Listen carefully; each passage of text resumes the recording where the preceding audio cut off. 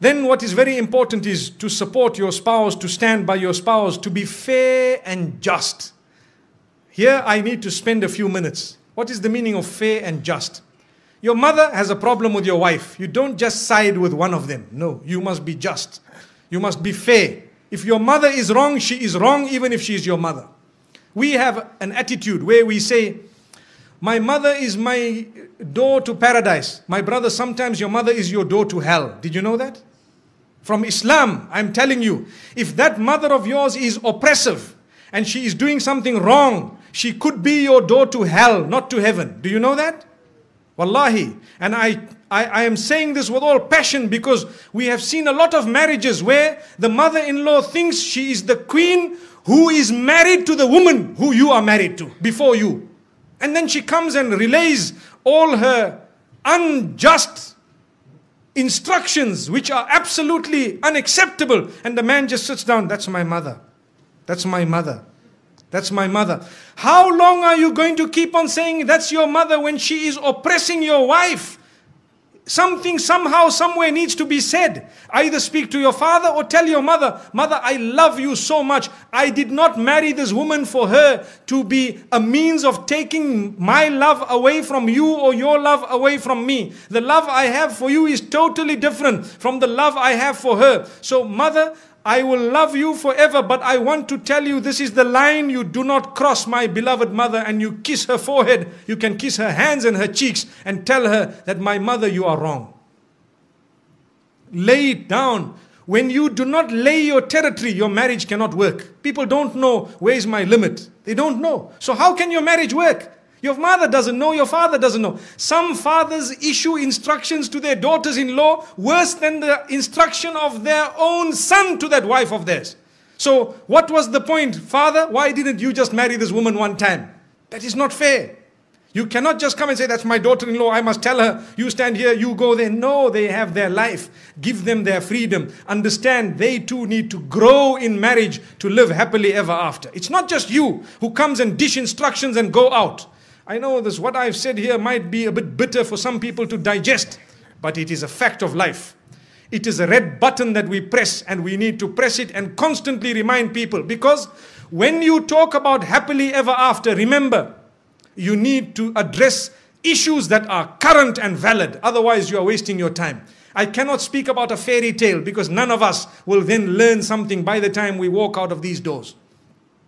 So this is why we say you need to be just. Tell your father where he should stand with respect. And please, the parents, do not hate your child just because he needs a bit of time with his wife. No. Or the wife needs time with the husband or the children. No, allow them that. Let them go. You do not have to go everywhere your children go. We are going for a holiday, for example, to Penang or to Langkawi. So now father says, we are coming with. Okay, you come with, mashallah. The next year we are going to holiday. We are going to this place. We are coming with. The following year we are. So whenever did they go alone? Never. Why? Because mom and dad tag along. Give them once or twice, a few times. Give them their own. Tell them, look, you guys go along, inshallah, enjoy yourselves. And next time we will join you. Perhaps you can arrange for us. Yes, it is very important to look after your parents. Believe me, we are not at all undermining that.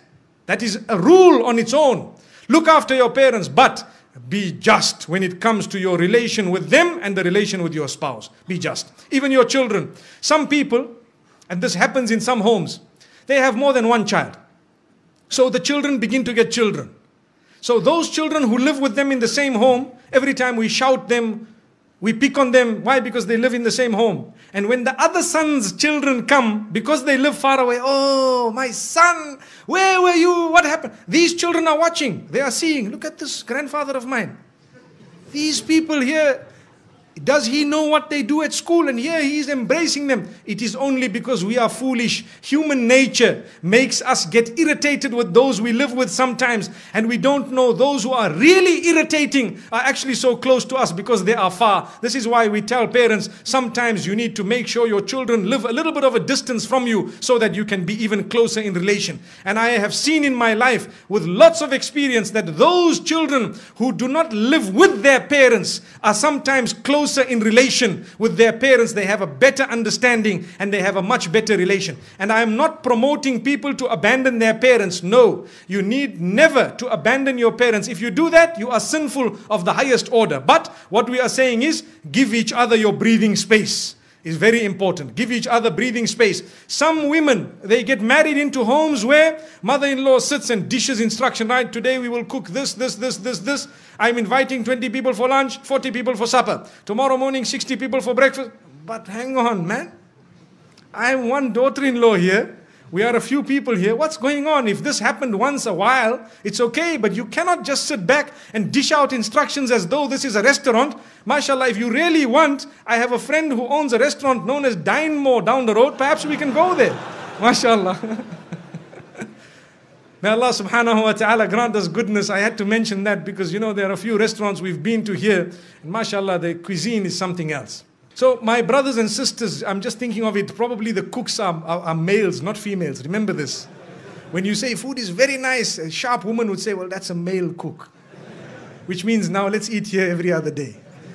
May Allah subhanahu wa ta'ala grant us goodness. So the point being raised is be just, be fair, be balanced. You cannot keep it lopsided all along. Because you will have your children, they will grow up, they will get married. How do you like your daughter to be treated? Remember this. Remember, very important point.